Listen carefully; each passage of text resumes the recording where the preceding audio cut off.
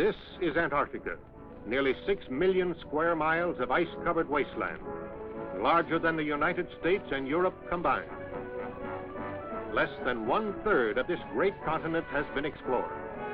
Previous expeditions have discovered indications of coal, iron, and other minerals in this last frontier.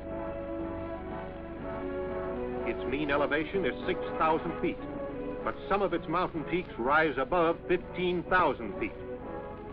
It is the highest and coldest continent in the world.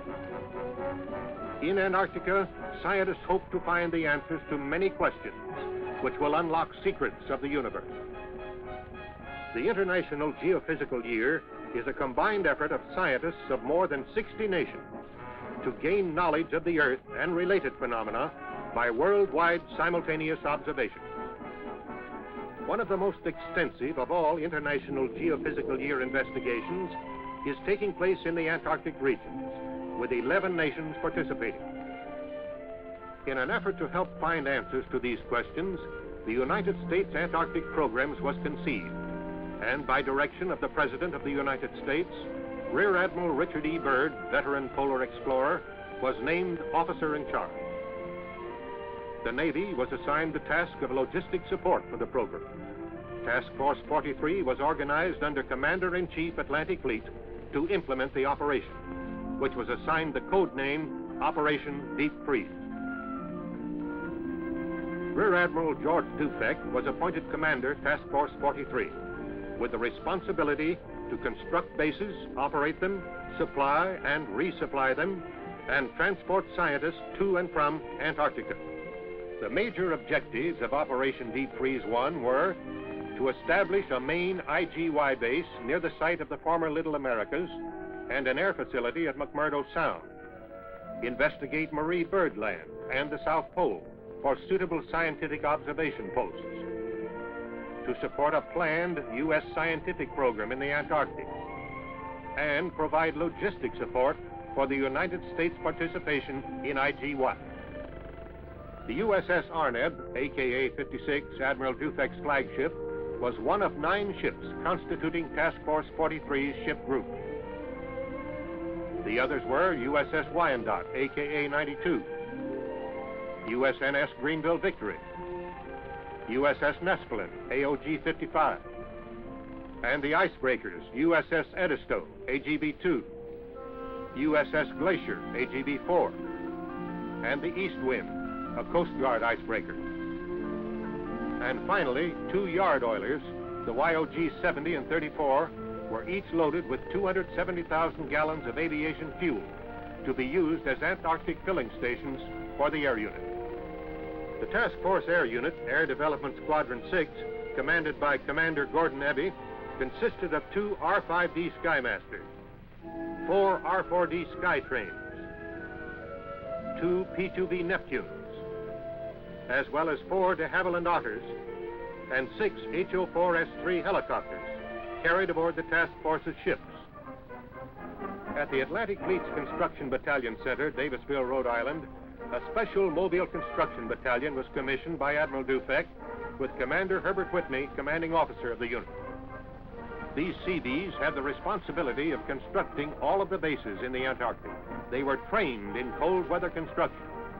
But the Antarctic, notorious for its unpredictability, will pose many problems for them. Here, Commander Whitney reads his orders, assigning him as commanding officer. Mrs. Dufek is accorded the honor of carrying Old Glory in the changing of the colors ceremony.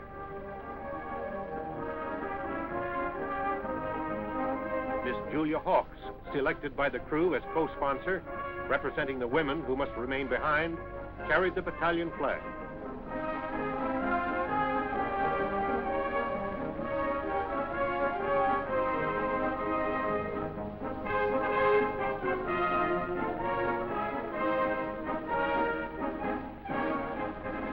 Families and friends are afforded an opportunity to see some of the unique equipment that will be carried on the expedition. It's a 10,000-mile trip down there. And in 3 months, this weasel will be moving across the polar plateau.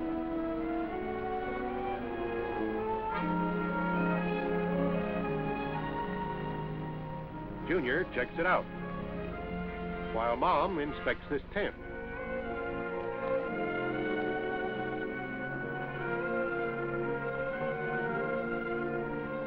The roller will be used to build airstrips on snow-covered ice fields.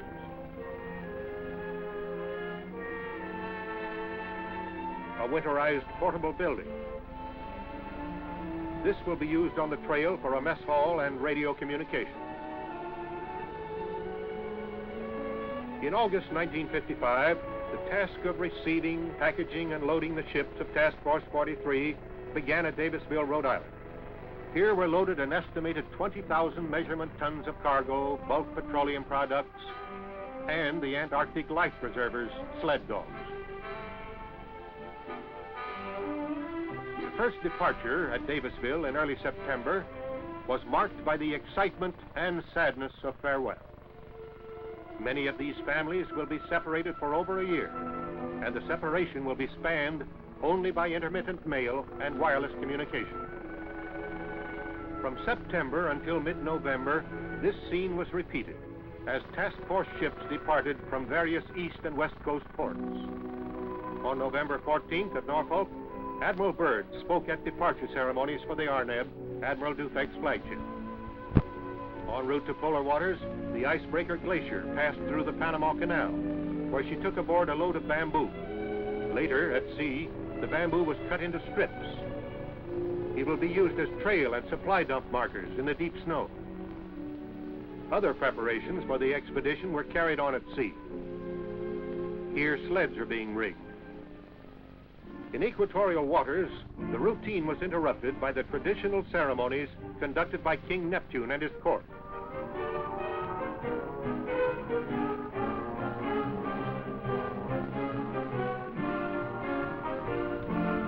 The pollywogs were put through the appropriate ritual of initiation required of all sailors crossing the equator for the first time.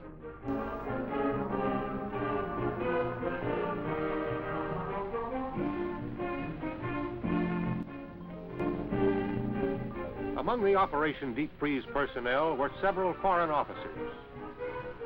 Here they inspect the Navy's newest and most powerful icebreaker.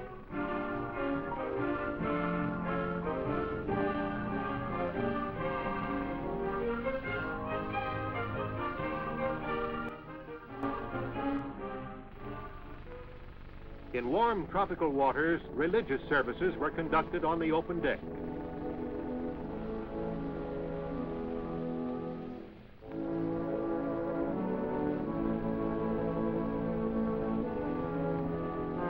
And on at least one occasion, the ship paused far out in the Pacific, while crew members took a dip and acquired tans that they hoped would last out the Antarctic winter.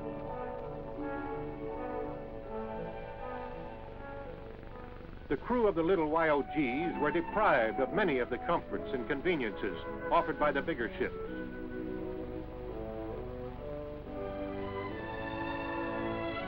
Here a line is shot to the vessel, and a high line is rigged to send supplies across. Two of these vessels were towed to the Antarctic. Life aboard them was rough, wet, and lonely. Thanksgiving Day aboard the ships was celebrated in the South Pacific, far from a supermarket. But the ship's mess tables were amply provided with the traditional bird and trimmings. The USS Glacier arrived at Port Littleton, New Zealand, December the 7th, 1955. Here she was joined by Captain Gerald L. Ketchum, Deputy Task Force Commander, and Admiral Byrd. On December 10th, the Glacier began the final leg of its journey to Antarctica, as hundreds of New Zealanders gathered at the pier to bid the ship and its crew a bon voyage. 6 days later, the Glacier received her baptism of ice near Scott Island when she entered the ice pack.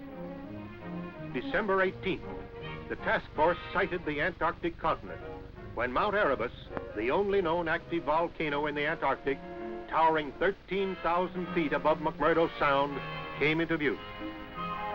The Glacier moored to the ice, and its helicopter flew a survey party ashore to find an area on the bay ice suitable for a long, flat runway that would support the weight of the large planes of the air unit. Commander Abbey and Commander Whitney surveyed an 8,000-foot strip of ice at the south end of McMurdo Sound. They tested its thickness with a gas-powered chainsaw to determine if the ice would support heavy planes without skis. This site was found to be suitable. It was located immediately north of the 1902 expedition camp of Royal Navy Captain Robert Scott, leader of the second party to reach the pole. Food stores left here by the Scott party over a half-century ago were found to be perfectly preserved and quite edible. The glacier then unloaded vehicles and materials for the establishment of a temporary base camp to support Seabee and air contingents until permanent buildings were completed. Some permanent inhabitants arrived to discharge their ambassadorial duties by greeting and entertaining the visiting delegation from the United States. The emperors are the best-known year-round inhabitants of the Antarctic. Penguins are equipped with built-in toboggans for traveling over the snow. This Adelie penguin rookery was located less than 1/2 mile from the glacier's moorings. With the completion of the airstrip, Captain Ketchum and party transferred to the ice to await the arrival of the Edisto. From this ship, he would direct operations in the area. The USS Edisto arrived soon after the glacier departed McMurdo Sound to furnish logistic support for air operations and construction parties. The offloading began immediately. Supplies, equipment, and materials were unloaded for transportation to the temporary camp and airstrip sites. The sled dogs were happy to be in their element and were eager to go. Surface vehicles began moving materials over the bay ice to the airstrip and permanent base site. December 20, the aircraft made their fly-in, guided along the 2,200 miles by ships stationed at 300-mile intervals. 4 aircraft arrived without mishap. Headwinds forced 4 of the smaller aircraft to turn back to New Zealand. Aircraft have now flown non-stop from a large landmass into the Antarctic continent for the first time in history.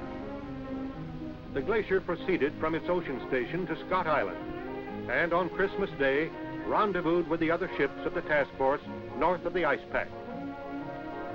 Rear Admiral Dufek greeted Admiral Byrd as he transferred from the Arneb to the glacier to command the transit of the task force. The mighty glacier led the column through the ice pack. Clearing the pack 4 days later, the task force was met by the Edisto, which led the Wyandot and Nespelin into McMurdo Sound. The glacier escorted the Arneb and Greenville Victory on to Canaan Bay, 450 miles to the east.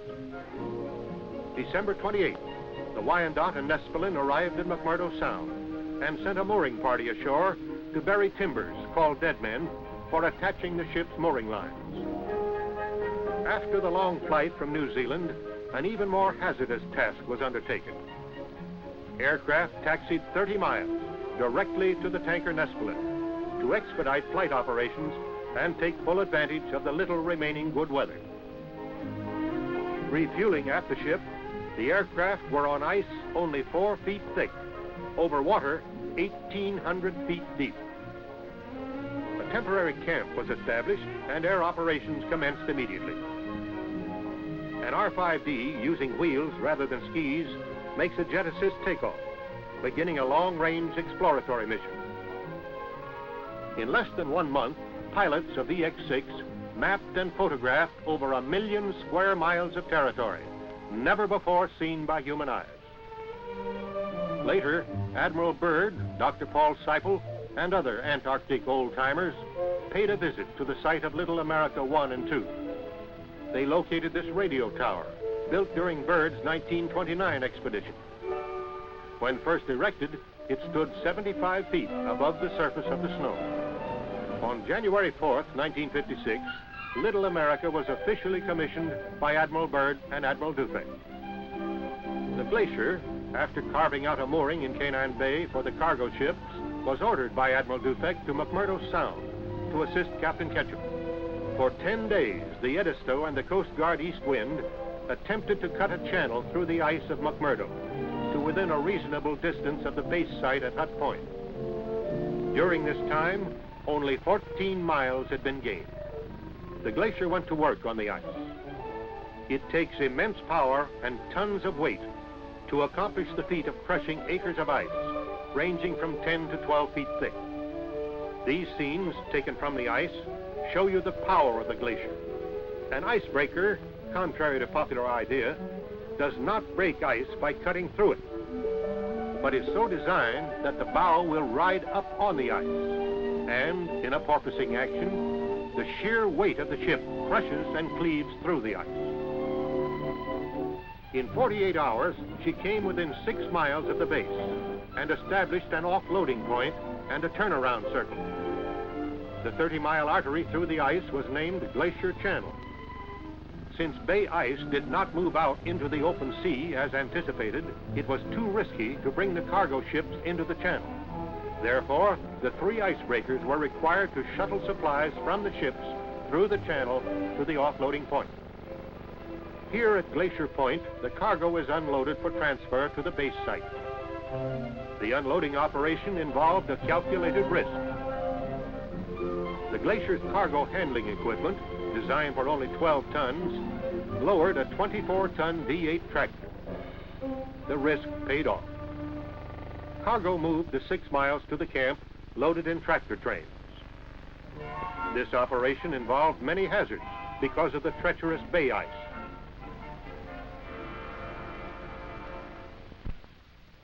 Finally, on January 14th, the first load of building materials and supplies arrived at the base site, and one of the major objectives of Operation Deep Freeze had been accomplished.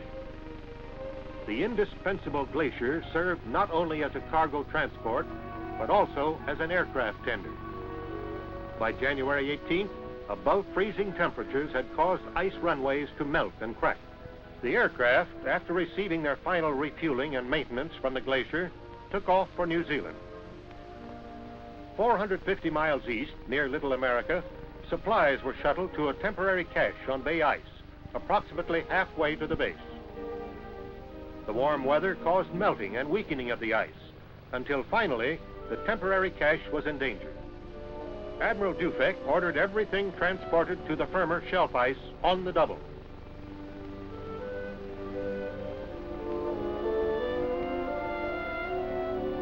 Every available tractor, carry lift, and helicopter was pressed into use.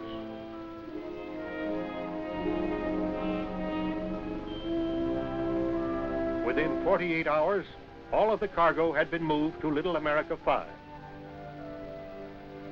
Only a short time before the bay ice broke up and floated out to sea. In the construction of bases, the Seabees lived up to their can-do reputation. With the building area leveled, foundations were laid for the special type buildings which would be the living, operating, and recreational facilities for a long, long winter night. Floors were laid and walls erected. They look thin, but special insulation and expert construction make them snow-tight. Roofs must be especially strong to support the heavy accumulation of snow throughout the 3 years' occupancy. Tractors cleared the area between the buildings so a tunnel system could be built. An elaborate tunnel system was built to connect all of the buildings and serve as storage spaces. Both here and at McMurdo Sound, 250,000-gallon fuel tanks were constructed to serve as storage for aviation fuel to be used in Operation Deep Freeze 2. When completed, these tanks were filled from the USS Nespelin, moored about 4 miles away. The problem of transporting fuel 4 miles was met by using several collapsible fuel hose storage tanks provided by the Marine Corps. This tank, when unrolled and filled, holds 10,000 gallons. Gasoline was pumped to these tanks, and by increasing the pressure at booster stations with auxiliary pumps, was finally brought to the huge fuel tank at Hut Point through portable pipelines. This experimental crevasse detector, designed to give a signal when a crevasse was approached, proved not completely reliable when used by trail parties. The loss of an otter supporting aircraft and the failure of the crevasse detector delayed the Marie Birdland trail expedition. With winter weather setting in, the project was postponed until Deep Freeze 2. To climax the activities of Operation Deep Freeze 1, the Glacier, with Admiral Dufek aboard, made a notable cruise around the Antarctic continent. The purpose of this voyage was to locate suitable sites for more IGY stations to be established in later operations. Survey crews returning from surveying a possible site on the Knox coast experienced the sudden fury of an Antarctic blizzard, a vanguard of the fast-approaching polar winter. Their small craft fought through the icy seas to the side of the glacier and was finally hoisted safely aboard. The Glacier's cruise around the continent brought Deep Freeze 1 to a successful conclusion, and she pointed her bow northward, leaving behind 73 men at the Little America base and 93 sailors and scientists at the Naval Air Facility in McMurdo Sound. With the wintering over party were 1,500 tons of supplies and materials to sustain them through the coming year of isolation from the rest of the world. Some of these materials will go into the construction of bases at the South Pole and Marie Birdland before ships return to the Antarctic. At the base of Observatory Hill, men prepared for the bitter cold and the violent winds of the long winter night. And at sea, the Glacier plunged northward into warmer, ice-free waters.